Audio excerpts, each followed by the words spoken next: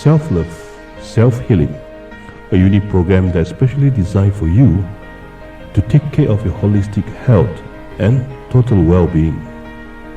In short, heal yourself, love your life, now and forevermore. Good morning, Malaysia and Durian Nation. Once again, Dr. Avanish Shukla with you all. Self-love, self-healing session. Yeah, today we have a guest, Dr. C.K. Arvind Dakshan, in our studio. A warm welcome, Doctor, in our studio. And I would like to introduce Doctor, his profile. He's a general surgeon, and he worked many years with government and private sector. And last 3 years, he's retired from all the medical and surgery background. But he's today with us to discuss and his experience about the alternative medicine and how he found the medicine and the alternative medicine approach together. So, warm welcome, sir, in the studio today. Sir, good morning. Morning. Thank you, Dr. Shukla. How are you today? I'm fine. Thank you.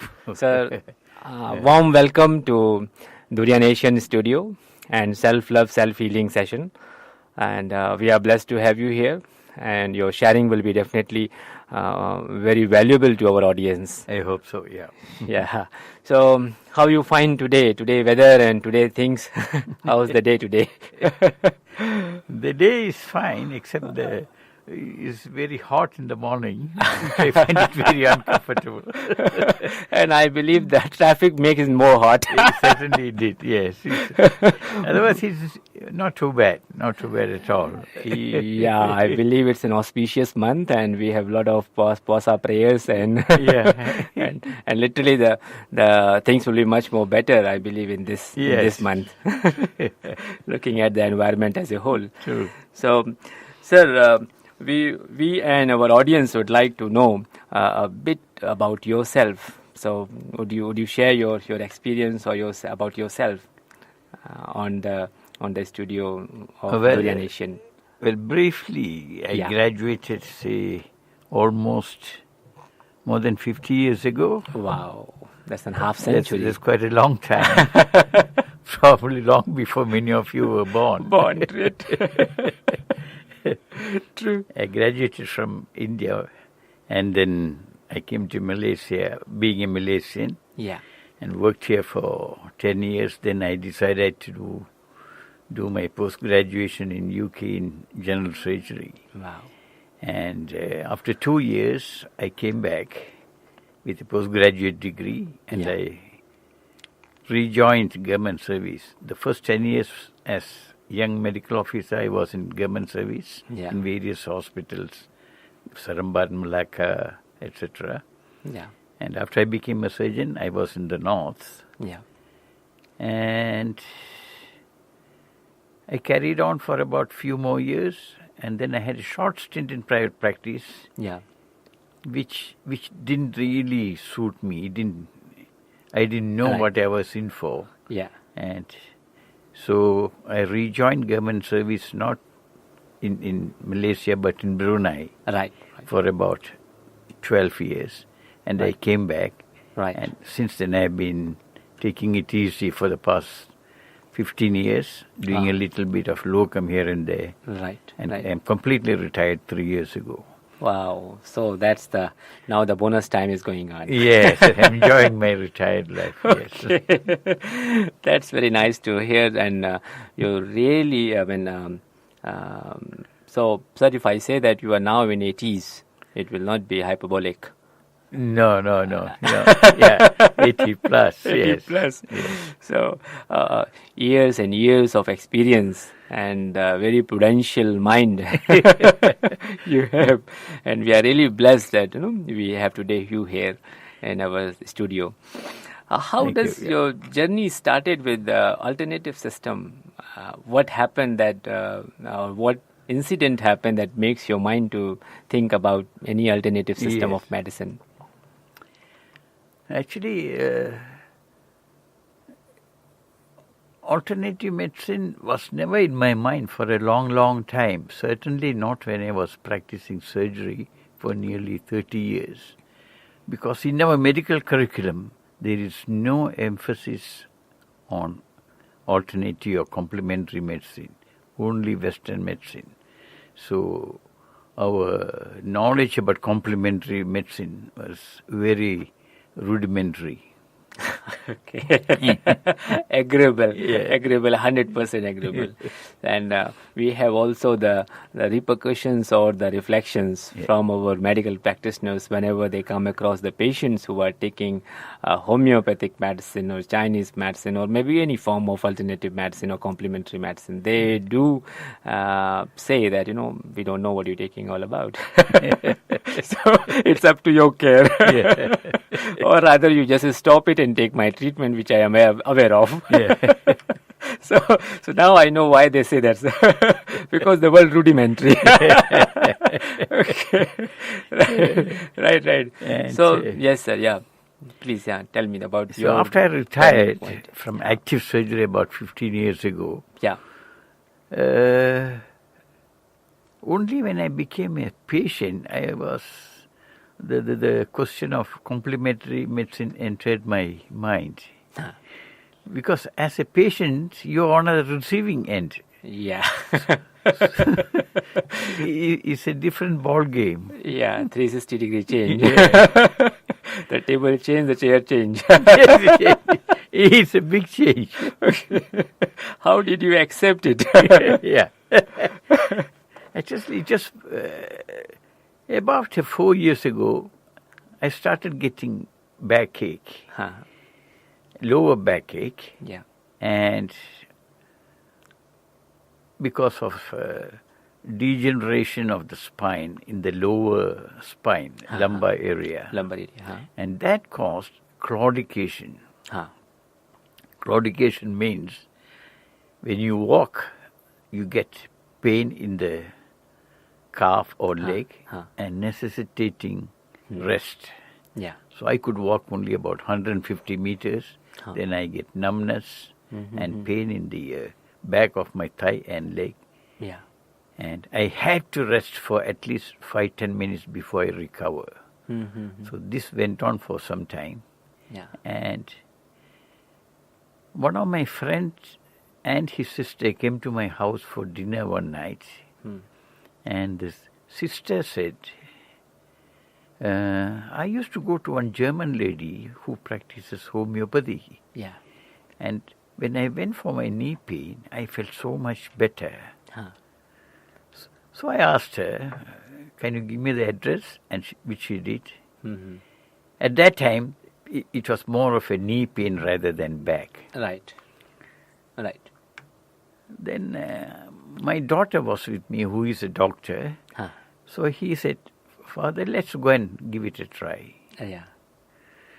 So we went to see this German lady in Damansara Heights.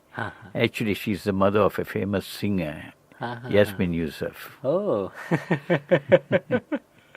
So we had a friendly chat for nearly half an hour. I was surprised that she's taking the history in very great detail. Because that was my first introduction to homeopathy. Wow. And she gave me just one medicine called Bryonia. Wow. Tablet. No. Actually, it was a liquid form. Right. I have to dilute and take it.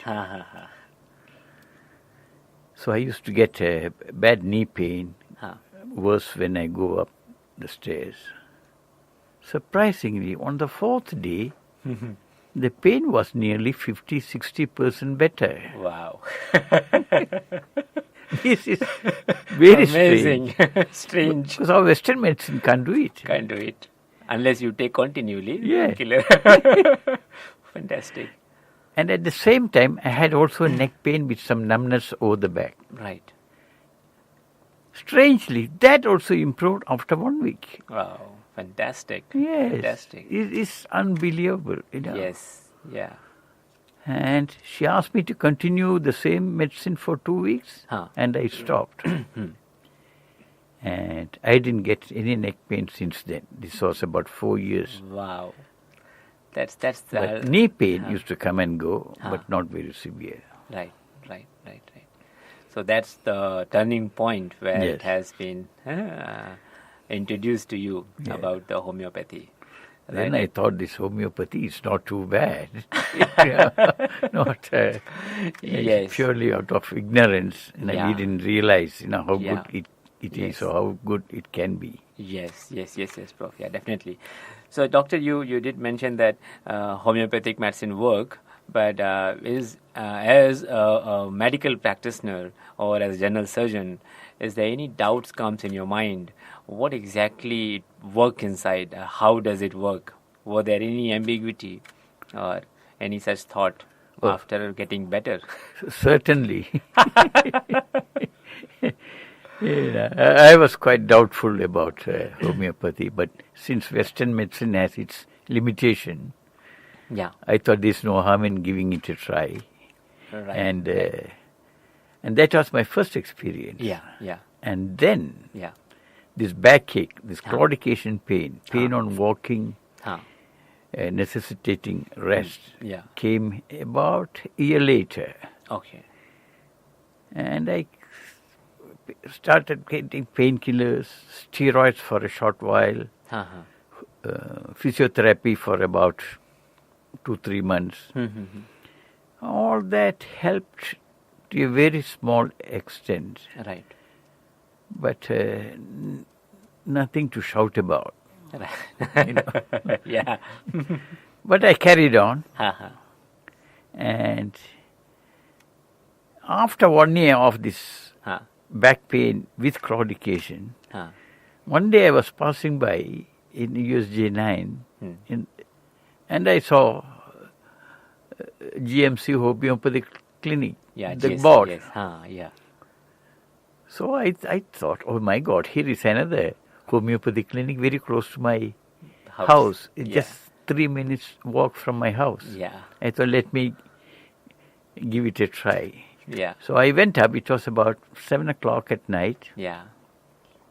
I went up. Dr. Shukla opened the door for me. I've never met him before. Yeah. And we had a long chat for an hour about homeopathy. Yeah.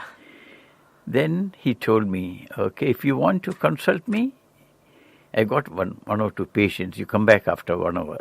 Yeah. So I went back after 1.5 hours. Yeah. And we had another chat, consultation for 1.5 hours.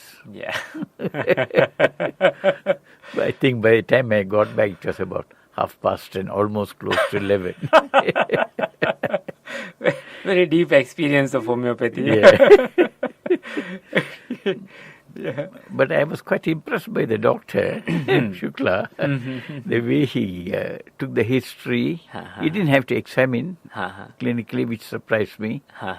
And he told me what to expect. He didn't promise the whole world. So that also impressed me. Unlike some other complementary medicine, they will never tell you, I can't treat you because the results are not very good. Yeah. Right. All right. So he gave me, I think, about 3 types of tablets. All of them looked the same. All of them tasted the same. That's the beauty of homeopathy. Yeah. We can't differentiate the medicine what is given. How do you explain that, Dr. Shukla? All the medicine look the same and even taste the same, but they contain different medicines? Yeah. Actually, sometimes because the pills which you take or the liquid which you take, that's just a vehicle. But the main medicine substance will coming from the dilution which has been prescribed. So sometimes we just give you the liquid form with the water, or sometimes we give you the pill form which will be medicated by dilution. Like for example, if I gave you the medicine called Rustox, so that Rustox will be in what potency it has been given inside. Sometimes you may have 1 or 2 or 3 types of medicine depending on what potencies is been given, or majority of time also there will be a placebo, which is a mental state. Like for example, just you need one medicine that required only 3 doses of you. But looking at the patients which are coming to us, they have a background from where they have taken lots of medicines daily basis. So if I say that, okay, you take these 3 medicines today, 3 tablets today, and then see me after 1 month. So patient also feels that, okay, means nothing else I have to take. No, you will be fine, completely fine. Just come after 1 month. So sometimes the faith is that what this doctor is giving me, I don't need to take any medicine. He just told me today to take this medicine. After then you are fine. Come and see me. So sometimes we give non-medicated pills also, which will be soaked by the rectified spirit, which is ethyl alcohol. But this is not medicine. How does it help? It's just placebo. I see. It's an effect of mind, placebo mind. So he's still taking 1 or 2 times in a day, and after that, after 1 month only, I have to prescribe the again same medicine. So when the patient comes after seeing his condition, we improve the potency. That is one of the classical prescription. Another way also, sometimes you want to give some other types of biochemic medicine, which is another triturated form. Or sometimes you want to introduce another medicine as an acute condition. Like the pain in morning is extremely agonizing, doctor. So I do need something.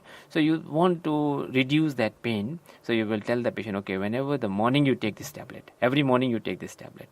So then that intensity of the pain will be minimized. This type of prescriptions most useful for the acute conditions. But where the chronicity is set in, then we don't want to disturb the medicine's reactions or medicine's action. So one medicine, for example, given natrium muraticum in 10 potency. So the repetition will be minimum 1 month or 45 days. So we don't disturb with the other medicines which are in the same wavelength. So that's the story about that when we give the 2 or 3 bottles together. So either can be placebo or can be some acute medicines given for that particular acute pains to subside. So that's the concept. Yes. Briefly, let me continue. Please. My sir. experience Yes, as a patient. Please. Yeah. So I continued the medicines which Dr. Shukla gave. And there was absolutely no improvement for 3 months. In fact, I thought certain days it got even worse.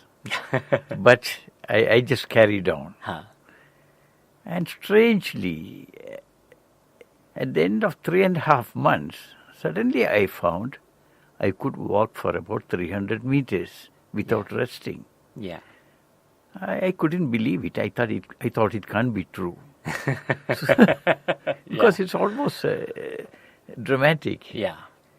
But I continued my exercise, and another 2 more weeks I could walk for about 1 kilometer. Wow! So from 150 meters to 1 kilometer is a big drastic jump. Change. Yes, a drastic change. And 1 more month, at the end of 5 months, I could walk for about 3 to 4 kilometers. Wow, that's I can go and play golf and walk all the way. 3 to 4 kilometers. Perfect. I thought. Yeah. This is fantastic. Yes. Because at one stage I was even contemplating surgery. But as I said, when I am on your receiving end, you are a bit cautious. True. I can advise or do surgery on others, but not to self. When it's my turn, I look for something else. It's very true. Yes. I do agree having the medical families with me, medical doctors family with me. So I found many times when it comes to the surgery, they will come and take a second choice. Is there a way that we can avoid, we can linger? So we will try first. So that's very truthful explanation. So after that, I didn't look back. Perfect. Till now, I can work.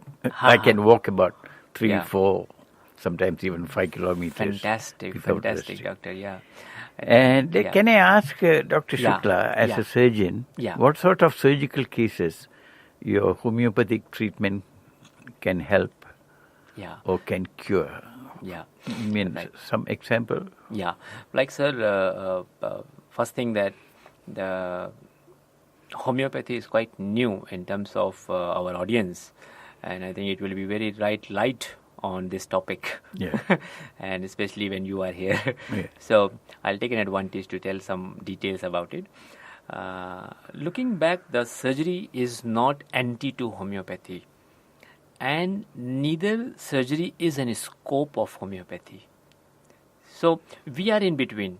Now we're talking that there is no scope in surgery for homeopaths. We don't have homeopathic surgeons. We don't claim that the surgical cases can be cured through the homeopathy. Yes. Then what do we do? So again we go back to the evolution of the disease. And from the evolution, we try to find out our limitations and scope in surgery. So when it comes to homeopathic, like for example, such cases like tumors, benign tumors. So it can be mammary gland tumors, it can be prostate tumors or prostate hyperplasia, or it can be any other type of fibroids, or it can be nasal polyps, and it can be other types of lipomas. So such cases which we are seeing where the surgery can be optional to the patient if he is coming at a certain stage. Or sometimes the patient does not want surgery. Yeah, true. They don't want to go for the hysterectomy, complete removal for the uterine the cavity. So they want that, okay, we want to continue for the fibroid. So how does it help the homeopathic medicine, let's say for a benign tumor of the breast? What's the method of action? Okay, sir, again, that as we go for the evolution of homeopathic way of understanding the disease progression in a body, so we don't look that the disease just happen at the physical plane. We look at the emotional plane. How does the endocrine system has formulated that tumor in a body? And that's where it is coming from, the life space of the patient. If a lady who is suffering with this benign tumor in her mammary gland for maybe 1 or 2 years, all of a sudden she has found in a mammogram that it is benign growth, and there are pain, there are some other symptoms are there. So we understand what happened to her 3 years of life and what type of emotions she was carrying last 3 years, or it may be another 20 years which has a progression of those cells which now coming up as a form of benign tumor. So you feel these emotional factors can cause benign tumor in the breast, for example? Exactly, sir. The science has also taken place and proven this research that how does the cells mutate and proliferate in a body? How does it grow negatively and positively? We can't say that we do not have cancer cells in our body, or we do not have those cells which are forming the tumors. But why they get imbalance? How does they get imbalance? Environmentally, definitely. Genetically, definitely. But 90% they have proven it is from the environmental. So environmental means what the thought, what type of environment they are in, how they are dealing with daily life. These are the stress levels, and maybe the certain types of work, certain type of behavior which they have adopted according to their environment level, and they have no way to come out. One example I'll tell you about the lady who has this particular type of problem, the benign tumor in mammary gland, and we have a pre and post mammography report, and we check the size. And we also the other symptoms, whatever is like whether painful, or even they can also feel when they touch and they self-examine. They say that, doctor, what it was 45 days before and what it is today, it's perfectly what you call signifying that the reduction is there, the pain is no more there. So all these symptoms they themselves can feel. Then we will confirm 90 days later with the mammogram also, or 6 months later with the mammogram as well. So this emotional factor causing these benign tumors, how does it influence your choice of treatment? Choice of treatment, like... does it help you to choose, medicine A or medicine B or medicine C? Yes, sir. Yeah. Because in homeopathic philosophy, there is articulation of emotional plane and the physical plane, or the mental plane and the physical plane. So what sort of mental or emotional thoughts person is having, that will be responsible to produce the manifestation of physical body. So when we talk about the one thing is there is a normal growth with the aging process happen. Like when we talk about the prostate gland. So there is a normal inflammation at the certain aging process. Yes. But when it get abnormal, then what happened to the person? Abnormal in the sense abnormal to the extent that it's causing symptoms. Yes, like it becomes urine incontinence. Yes. It becomes like the difficulty in other some symptoms, Yes. or maybe the enlargement is too big compared to the normal size, and also into the aging process. So all such type of symptoms when getting to abnormal, we want to know that what is the cause behind it. And that's where we try to understand the life space of the person. So typical type of constitution, or constitution means the mind and the body symptoms, can produce the typical type of tumors in a body. Or it will not happen directly, of course. They will be regulated with the endocrine system, and that plays an important role in transmitting. So the thought which is transmitting through the hormonal body into the physical body, and that's where we find the breast tumors, that's where we find many other types of growth in a body take place. Then if, let's say for example, if two patients go to see you with the prostatic problems, will they get the same medicine, or will you give them different medicine depending on the emotional state? No, sir. That's the very against to the homeopathic philosophy if we give a one medicine to all the prostatic patients. So here now again, how the disease evolution is started, that will decide the medicine of the patient. So even though the diagnosis is same, prostatic condition or prostatitis, but each individual will have a different medicines according to their evolution of the disease, which will include the emotional and the physical body system. That's why you take a long time to take the history. Yes, that's where we understand the patient's whole background and the life space. That how does in each year or in each life patterns, how and what he has reacted and how he has been so far. And that will be the cause of his progression of disease. I see. Yeah. I suppose the same thing happens when it comes to goiters.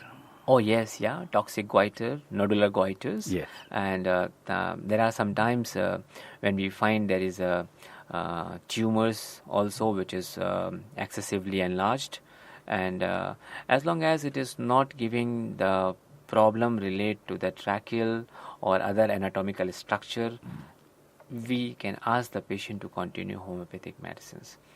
And after the ultrasound reports, we have seen certain degree of changes into the tumors also, which will be reducing and also slow the progression of the disease. I see. So what sort of diseases, say, when it comes to surgical problems, you tell the patient, sorry, I cannot treat you. You say any such? Oh yes. Can you give an example? Yeah, like acute appendicitis. Right. Where the condition may be burst or the agonizing pain, we do not know what is the infection levels and all. So once we assess the patient, we examine the patient, and even though we do not have the proper diagnosis at that point, but looking at our sign and symptoms and the physical examinations, we can refer immediate the patient to the secondary and tertiary care. Okay, well, sometimes we get patients coming to us as surgeons with an early appendix or a doubtful appendix. We are not 100% sure, but we admit them and we observe them every few hours. That means a 50-50 situation. Will homeopathic treatment help there? Yes, we rather prefer not to operate. And if there is no sign and symptoms very severe, because any surgical interventions definitely give a bit of jerk to the patient because there will be an incision, there will be a blood loss, there will be antibiotics, there will be a medicine, there will be hospitalizations. So not everybody is very comfortable to go for that. Even though it's a vestigial organ, we can just remove it. Yeah. But for that, peri and post-operative processes may disturb the mental agony, may disturb the mental side of a patient. So we have a treatment where such inflammatory conditions, we can give the medicine and patient will be better. Can homeopathic treatment help in post-operative recovery? Oh yes, sir. There are very good medicines where the abscess forms after the operations done.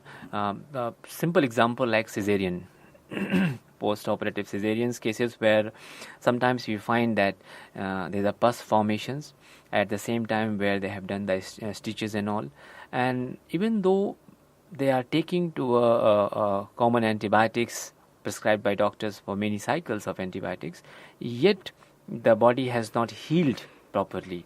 So we found homeopathic medicines and they repeatedly doing the incisions to drain out the pus and all. Yeah. We give a homeopathic medicine which is start at the cellular level to try to avoid to develop that pus. Yeah. And internally it is trying to heal and dry up the area. So we have good cases with that. Yeah. Am I right that in an acute situation, let's say an acute pain from kidney stone, which can be one of the most agonizing pain, probably for pain relief, acute pain relief, homeopathy, is it useful, or you would say the Western medicine may be better for that? Yeah. If we say about the kidney pain or the renal stone pains, most of the time we give a medicine, and if the pain is really extreme, we will ask to go for the further investigation immediately.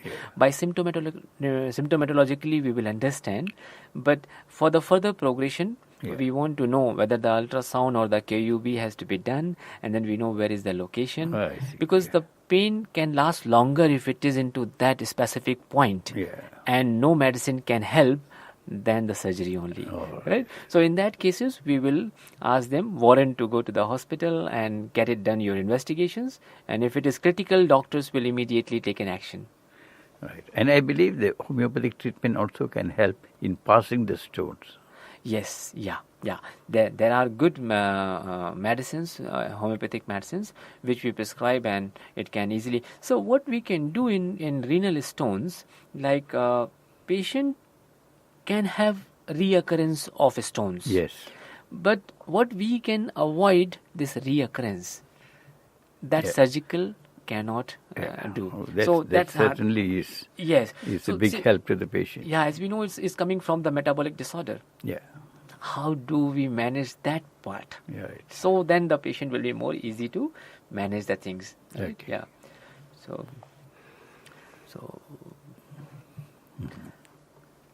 Right, sir. So I think there's a lot of Q&A and questions we have done about homeopathy. From both sides. And it's really nice to have your knowledge about homeopathy, your experience about homeopathy. Yeah. And I believe what you have shared also, the audience will definitely have a good value for that. And sir, any tip or any message, takeaway message, would you like to give for our audience today? I think don't brush off about complementary medicine. Yeah. Whether it's homeopathic or whether it's Ayurveda or Siddha medicine. Yeah. You must take it as an option. Right. And go with an open mind. Yeah. Don't expect miracles. Yes. But don't be surprised if a miracle happens. Wow. So if you go with an open mind Yeah. and have faith in the medicine, I think it can be useful in many situations. Wow. Just like any other system of medicine, not in 100% of Yeah. your problems, but it has a place in the present medical world. Wow, that's purely really from great. my experience. Very nice, very nice. So the open-mindedness is one of the key factor that we should open for all the options what is being given into the and world. Also go and read up about homeopathy or other complementary medicine in the internet. It will give you a lot of information. Wow, that's really great. Really great tip for the audience. Which is what I did. That's really great. So, sir, thank you so much for joining us in the studio today. We have really regaled and enjoyed talking to you here. So, thank you so much for listening us, and we'll be back again for the next session of Self-Love, Self-Healing. Yes. Thank you, Durian. Thank you. Welcome.